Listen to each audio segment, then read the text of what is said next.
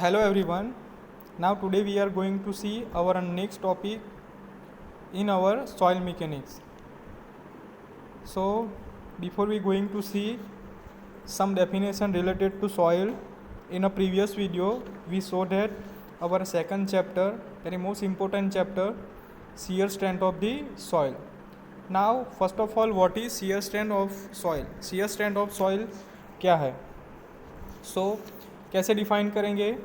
So when soil is loaded, shearing stress are induced in it.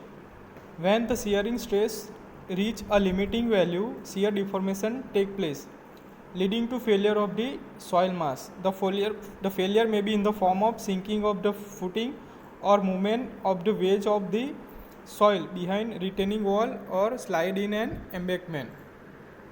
So the shear strength of soil is the resistance to deformation by continuous shear displacement of soil particle upon the action of the shear stress. So shear strength किसे बोलेंगे? shear strength of the soil, the resistance of deformation by continuous shear displacement of soil particle upon the action of the shear stress.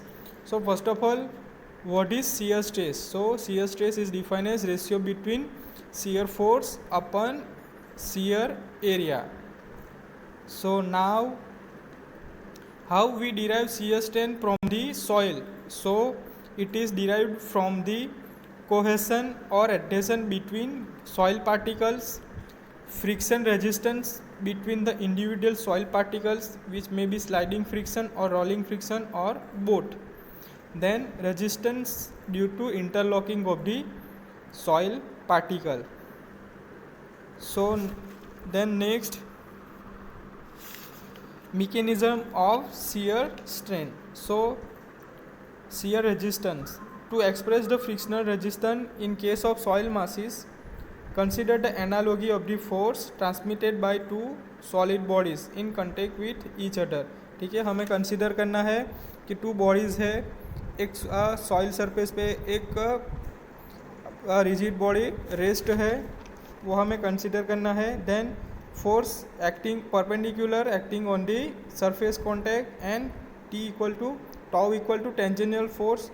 So the maximum shear stress is derived from the mu into n. So mu is equal to coefficient of friction and phi is equal to angle of friction, mu equal to tan phi. So in this way we can find tau maximum. Now next, some definition. The first is cohesion. So what is cohesion? The attraction between the molecule of the same material is called cohesion. ठीक है, for example clay हमारे पास है, it is cohesive material because जो molecule है clay के अंदर वो एक दूसरे से अट्रैक्टेड है, एक दूसरे के क्लोज टूगेदर है. ठीक है, सो इट इज़ कोहेसन. ठीक है, due to cohesion the soil particle adhere to each other, एक दूसरे से जुड़े हो गए, एक दूसरे से पास हो गए. So dry sand is cohesionless. ठीक है, जो सैंड है ड्राई सॉइल, ठीक है, वो उसके जो पार्टिकल है वो क्या है, कोहेसन लॉस. ठीक है, एक दूसरे के जो मॉलिक्यूल है वो एक दूसरे से अट्रैक्टेड नहीं है. ठीक है, so it is cohesionless soil. But addition of some water in the dry sand induces a little cohesion. Little cohesion होगा, पानी ऐड करेंगे. ठीक है, जो मॉलिक्यूल है सैंड का वो एक दूसरे से अट्रैक्ट हो गए. And fully saturated sand is cohesionless. और clayey soil has maximum cohesion. ठीक है, जो क्लेई सॉइल होगा उसमें क्या होगा, मैक्सिमम कोहेसन होगा. So the cohesion of soil depends upon fineness of clay particles, type of clay minerals, amount of clay and water content of soil. ठीक है, जो कोहेसन है सॉइल का वो किस पे डिपेंडेंट है, fineness of clay particles, type of clay mineral like kaolinite, illite and montmorillonite. So it is the type of clay mineral. ठीक है, कि क्ले के अंदर कौन कौन से मिनरल है. ठीक है, तो उस पर डिपेंड करेगा. Then amount of clay amount, clay का अमाउंट कितना है, देन सॉइल के अंडर वाटर कंटेंट कितना है. So this is the some factor that affect cohesion of the soils. Now internal friction. So the friction resistance between the individual soil particle at their contact point is known as internal friction. ठीक है, कि suppose कोई soil sample है, तो soil sample के अंदर जो molecule है वो एक दूसरे के सरफेस से कांटेक्ट होगा. ठीक है, due to contact there is some friction are there. Friction होगा, सरफेस कांटेक्ट होगा, सो फ्रिक्शन होगा. So this is the internal friction between two soil particles. So the friction resistance between the individual soil particle at their contact point is known as internal friction. Now angle of internal friction, it represents the frictional resistance between the soil particles which is directly proportional to the normal stress. ठीक है, so it is the angle of internal friction. So angle of internal friction depends upon shape of the particle. ठीक है, कैसे है, angular है और rounded है. So internal friction किस पे डिपेंड करेगा, shape of the particle, then roughness of the surface, denseness of the soil. So there are 3 factor that affect the angle of internal friction. So first is shape of particle, angular और rounded है, then roughness of the surface and denseness of the soil. So for uniform sand, the value of phi lies between 27 degree to 37 degree.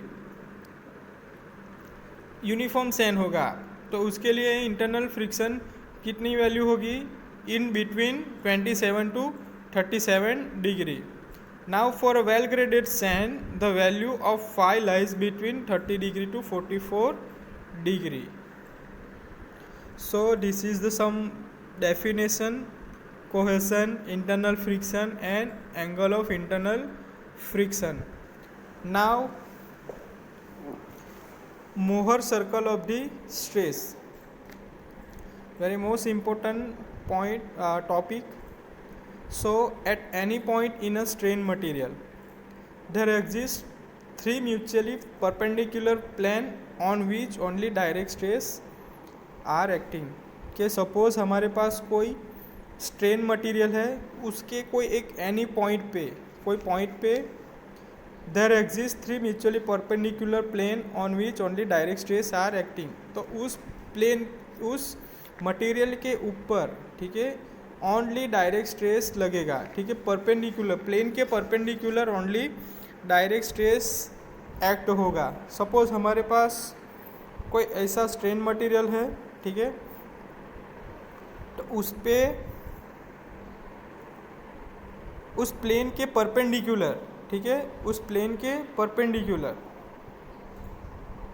Perpendicular यानी 90 degree angle. ठीक है, 90 degree angle कौन सा force act करेगा, only direct stress. This is like sigma 1 and sigma 3. ठीक है, direct stress act होगा, no shearing stress acting. ठीक है, शियर स्ट्रेस एक्ट नहीं होगा. सो मोहर सर्कल स्ट्रेस में क्या है कि हमारे पास कोई भी एक स्ट्रेन मटेरियल है, there exist 3 mutually perpendicular plane on which only direct stress act. ठीक है, there is no shearing stress acting. So this is known as principal plane. उस प्लेन को हम क्या बोलेंगे, प्रिंसिपल प्लेन. ठीक है, तो प्रिंसिपल प्लेन की कैसे डिफाइन करेंगे कि सपोज हमारे पास एक स्ट्रेन मटेरियल है, उसके कोई एक पॉइंट पे क्या होगा, 3 म्यूचुअली परपेंडिकुलर प्लेन पे ओनली डायरेक्ट स्ट्रेस लगेगा, there is no shear stress. So these are known as principal plane. So the normal stress that act on this plane are called principal stress. Normal stress act होगा plane पे, so it is called principal plane. Sorry, जो normal stress है वो plane पे act करेगा, normal stress act होगा, so it is called principal stress. And the largest of this, largest stress लगेगा तो it is called major principal stress. समझ में आया कि हमारे पास कोई प्लेन है, तो प्लेन पे कोई स्ट्रेन मटेरियल प्लेन है, ठीक है, तो उस पे हमें फोर्स एक्ट कर रहा है, ठीक है, ऐसे कोई लाइक परपेंडिकुलर फोर्स एक्ट कर रहा है सिग्मा 1 एंड सिग्मा 3 परपेंडिकुलर, ठीक है। तो उस प्लेन पे जब फोर्स एक्ट होगा, जो नॉर्मल स्ट्रेस लगेगा, suppose sigma 1 is equal to normal stress, जो नॉर्मल स्ट्रेस एक्ट हो रहा है तो उसको क्या बोलेंगे हम, प्रिंसिपल स्ट्रेस। एंड जो लार्जेस्ट स्ट्रेस एक्ट हो रहा है, सपोज सिग्मा 3, ठीक है, वो लार्जेस्ट है, तो it is called major principal stress. And जो स्मॉलेस्ट होगा तो उसको क्या बोलेंगे, माइनर प्रिंसिपल प्लेन, ठीक है। So first is a principal stress, second जो नॉर्मल स्ट्रेस एक्ट होगा इट इज़ प्रिंसिपल स्ट्रेस, जो मेजर स्ट्रेस एक्ट होगा it is major principal stress, जो माइनर स्ट्रेस एक्ट होगा this is minor principal stress. And the third force stress जो एक्ट होगा तो उसको क्या बोलेंगे हम, इंटरमीडिएट प्रिंसिपल स्ट्रेस। तो समझ में आया, first is normal stress act होगा it is principal stress, largest stress act होगा it is major principal stress, smallest stress act होगा it is minor principal stress, and the third one is the intermediate principal stress. So the corresponding plane are respectively designed as the major principal strain, minor principal plane and intermediate principal plane। जो हमें strain material suppose किया है तो उसको हम कैसे design करेंगे corresponding to plane। So first is major principal plane, minor principal plane and intermediate principal plane. So the critical stress value generally occur on a plane normal to the intermediate plane। जो critical stress आएगा, जो critical stress की value आएगी वो normally कहाँ generate होगी, it is in between normal to the intermediate plane. So the stress are before commonly assumed to exist in 2 dimension rather in a 3 dimension। So in other words the state of stress in a plane containing only sigma 1 and sigma 3 will be considered। So it is major principal stress and minor principal strains, ठीक है। So now यहाँ पे figure दी गई है। So figure shows an element within a stress soil mass in 2 dimensional stress system, ठीक है, ये figure है 2 dimensional stress system, ठीक है, आप फिगर में देख सकते हो। The direction of major and minor principal are shown in figure, ठीक है, ये परपेंडिकुलर एक्ट हो रहा है, ठीक है, sigma 1 it is perpendicular to plane and sigma 3 it is also perpendicular to the plane. So the direction of major and minor principal plane are shown in figure, आप देख सकते हो फिगर में। So the major principal plane is horizontal while the minor principal plane is vertical. जो major principal plane है वो क्या है, हॉरिजॉन्टल, ठीक है, it is sigma 3 and while the minor principal plane is vertical, ठीक है, इट इज सिग्मा 1। आप देख सकते हो फिगर में sigma 1 and sigma 3। So if sigma 1 and sigma 3 are known, ठीक है, the value of sigma 1 and sigma 3 हम लोगों को पता है। So the normal stress sigma and shear stress on any plane A B, ठीक है। सो दिस इज एक प्लेन पास हो रहा है, ठीक है, incline angle alpha and the direction of major principal plane is given by sigma is equal to sigma 1 plus sigma 3 by 2 plus sigma 1 minus sigma 3 by 2 cos 2 alpha, ठीक है। सो हम कैसे फाइंड कर सकते हैं, normal stress sigma is equal to major stress plus minor major stress plus minor stress divided by 2 plus major stress minus minor stress divided by 2 cos 2 alpha. And shear stress कैसे find कर सकते हैं, sigma 1 minus sigma 3 divided by 2 sine 2 alpha. And sigma R is equal to square root of sigma square plus tau square. So in this way we can find normal stress and shear strain on any plane AB, ठीक है। So in next second figure.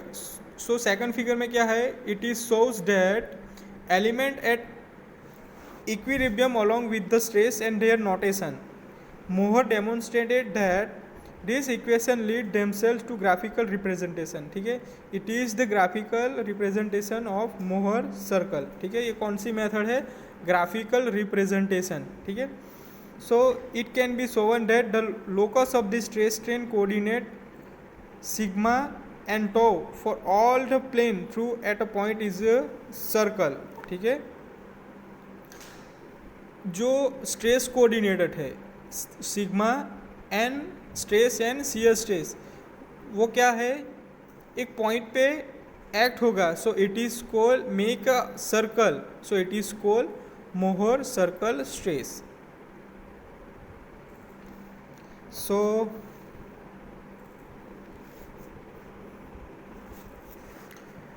So next is the point A it a unique point. ठीक है, आप figure में देख सकते हो point A is a unique point which is known as pole origin. यहाँ पे आप देख सकते हो this is a, it a unique point which is known as pole or the origin. The pole has the poetry that a line drawn through the pole intersect the Mohr circle at a point which represent the state of stress on a plane which has the same inclination in the space as the line itself. So here sigma 1 is equal to major principal stress, sigma 3 minor principal stress, sigma r resultant stress, sigma normal stress, and tau is equal to shear stress. So it is the about the Mohr circle of the stress.